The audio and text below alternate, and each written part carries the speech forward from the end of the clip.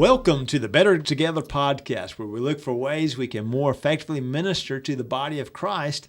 Today we have with us Dr. Neil Gillin. He's been working with IM for several years with member care. He and his wife were house parents for the children's home there in East Tennessee, and he also worked as a house parent for international missions many years ago there in Ivory Coast. So, Neil, you've got a wide range of experience. It's so good to have you here with us today. Good to be here. Well, today, though, we've got you here because you've written this new book, A View from Grief's Window, 10 Lessons Learned from the Death of My Parents. And so, Neil, right now, there's a lot of grieving that we're going through, more than extra, really. Right. You're talking about in the book what you learned from the death of your parents, but this is something that we all need because we're all going to grieve, and in many ways grieving right now, don't we? Sure. It's interesting that I would write a book on grief because most of the time I'm viewed, I think, as the court jester. Yes. And so for me to write something about grief seems like almost like an oxymoron. But let me just tell you how that came about. Yes. That might be helpful, interesting. As a counselor, one of the things I always recommend to people is to write out what you're experiencing. I don't know how you did it as a counselor, but very often I just think it's very helpful to write what you're experiencing. So in 2003, just before our national convention, my dad fell and broke his hip. He was almost 94 years old. And so just as the convention was ending, I got a call, said, you need to get home quick. Your dad's probably not going to make it. So through that event, I just started writing. Just my own, certainly not for a book, but just started writing what I was experiencing. Well, I just kept writing down through the years, and then 10 years later, my mom passed away, and so I just kept writing. A friend of mine that was on Truth and Peace staff, who happens to be an English teacher, was going through some grief, so I would send her things that I'd written. And she said, you really need to make this into a book. And so she just kept encouraging me to do it. So that's kind of how the book came about. I wrote very short for two reasons. One is most people who are going through grief, like we're going through now, don't want to sit down and read a scholarly tome on grief. Yeah. They want to read experientially what happened. So these are just 10 lessons that I learned. To try to normalize what people are going through. It's not necessarily a book about this is how you deal with it or this is what you say to people that are grieving, but to just bring some sense of normalcy to what people who are experiencing. Even now, it may not be a death, but we, like you said, we grieve all the time. And certainly during this pandemic, there's been lots of grief, and maybe it will bring some normalcy. The second reason is most people that I know aren't readers. Yeah. Matter of fact, I gave the manuscript to a friend of mine who said, I'm not a reader, but I sat down and read this whole thing in one evening. You can read it probably in one evening. Probably if you're a good reader, read it in an hour. And it's filled with stories. One of the things I've discovered about myself, even reading the Bible, I learn much more from the narrative than I do propositional truth. That is, I learn through stories. And so the book is a bunch of stories. About that. About the grieving process. Well, first off, it's just a good idea to write things out. So you're a counselor, but you still wrote this out. Yeah. You're sharing it. So that's also kind of a process. This is kind of what I'm going through. Happen to be an English person, so that helped with the writing aspect. So there's some lessons, folks listening now. Absolutely. The reason I always tell people to write is it gets it out of your head and onto a piece of paper. So it's not rattling around in your brain. It's on a piece of paper, and then you can go back and edit it if you need to. If I'm going to have a serious conversation with somebody, I'm usually going to write up first. Here are what my thoughts are, and then I go, I don't need to say that, or I don't need to say this. So it's just very cathartic to me, or very helpful to me to take it out of my head and put it on a piece of paper. So it's healing, processing, thinking it through, and then you can also, as you've done, you can go back and you can see, where you were when you Right. first got the news, Right. where you were down the road, and then later when your mom passed And, too. yeah, and my experience, my parents lived, Dad was almost 94, Mom was almost 99 when she died.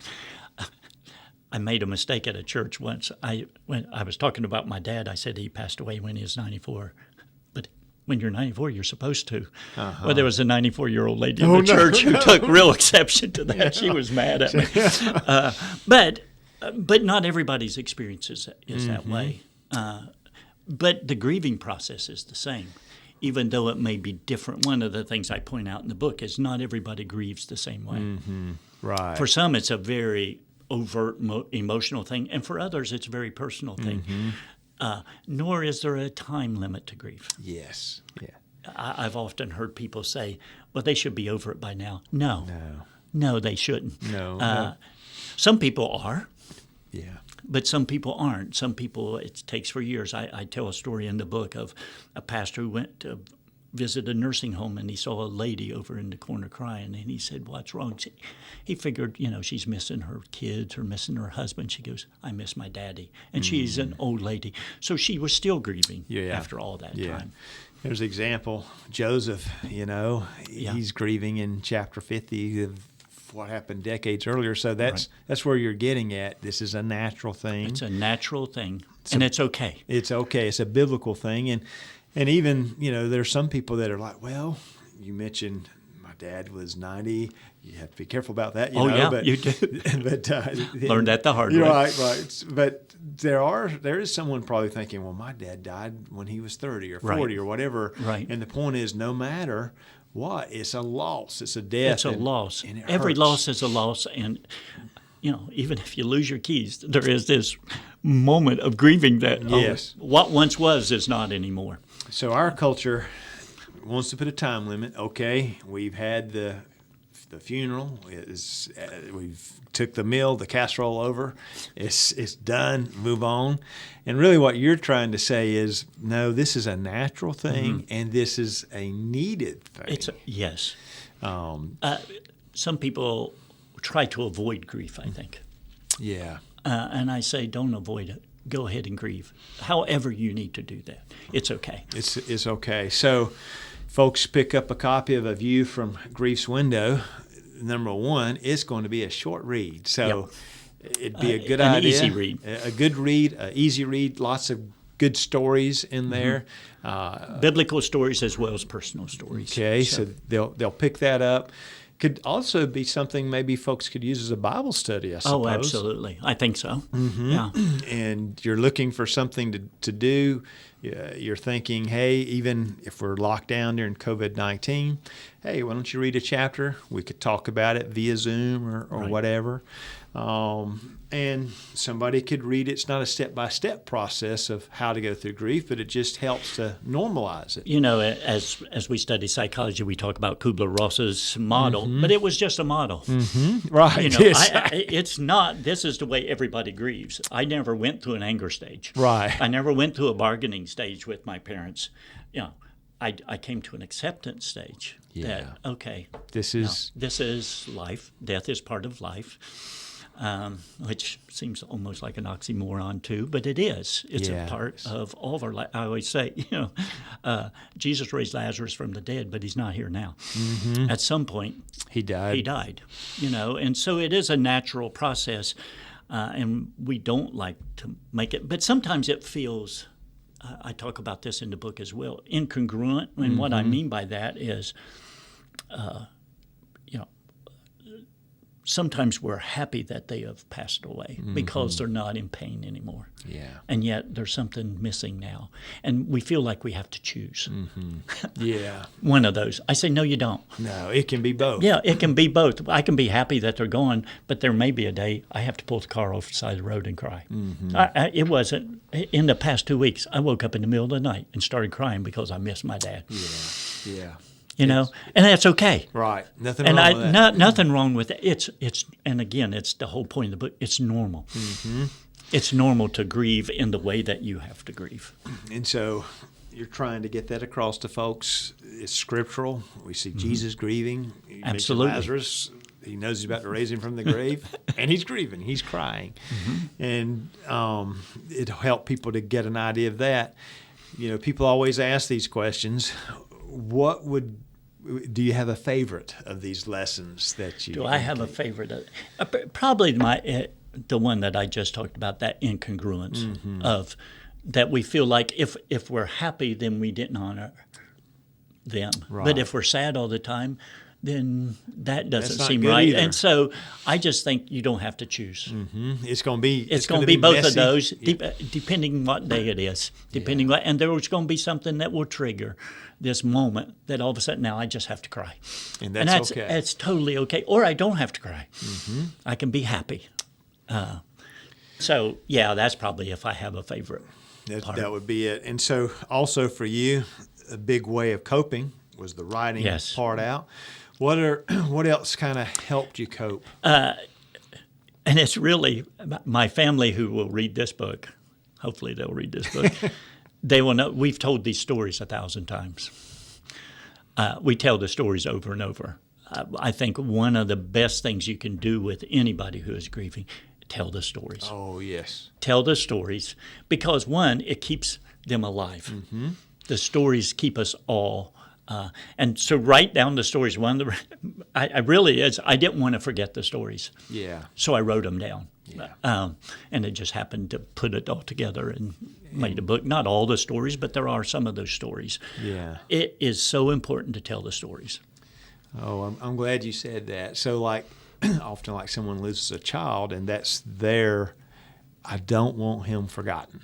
Yeah. And so what you're saying is tell the stories, write the stories, and it's a way of preserving that and honoring them. Yes. And so sometimes people do that on the anniversary of the death or a celebration or whatever. Right.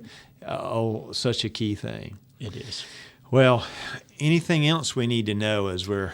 I also think it would be a great resource for churches to give to people who are grieving. You know, you want something here. Here's an easy way. Matter of fact, my friend, whether I was supposed to do this or not, he asked if I could give the manuscript to somebody who had just lost somebody. I said, that's why I wrote. Right. He said they read it, gave me the manuscript back, and said, I want 5 copies of this as soon as it comes out. Because it was helpful. Yeah. And that was the whole point of writing the book, of I want to be a practical help to people who are going through grief. That's great. So we encourage our folks, get a copy. You can go to randallhouse.com. It'll also be available at amazon.com and wherever good books are sold. Not where the bad books are, but the good books. And it's something good, really, that all of us should read because it helps to normalize grief. It helps. We're all going to grieve at one point or another. And so it's good for all of us to be aware of, and especially, someone that's lost someone recently or struggling a little bit. Sure. It just helps to read it and normalize it. And even, like you said, not just in losing people, it's losing life the way we once knew it. Yes. Or church the way we knew it. The graduations, the wedding wasn't the way it was supposed to be. Yeah. And you grieve that. Yeah. And we'll go through that. We're going to go through that for a while now. So this is good timing, you could say. It is. I think so. Well, we thank you for taking the time to write these things out, to share them with the person that was good at English, and then to follow through, because it is kind of... And I let Clint read it, and he corrected he did a lot of editing for me, you've got to take great. That with a grain of salt. Well, that's true. Of course, we'll cut this part out of the podcast, but it's good to know Clint is, and he's been through it too recently, so it's a good thing to for all of us to think about. Absolutely. Thank you, Neil. We appreciate you. We appreciate the work you do, and we appreciate you taking the time for writing this book too. Thank you.